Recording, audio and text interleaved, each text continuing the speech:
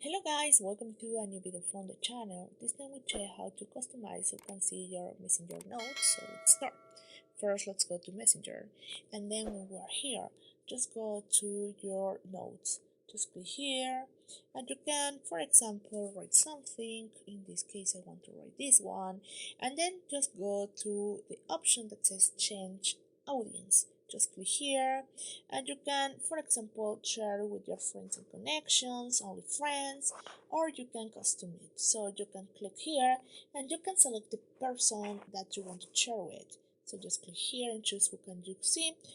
In this case, you can select the people that you want to share with, and then just click on apply, and then just save.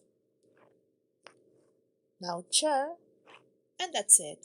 This is how you can share messenger notes whenever you want or whatever you want, and then only people who do select right now can see this note. I hope this works for you. Thank you for watching this video. Remember to subscribe and give thumb up to this video.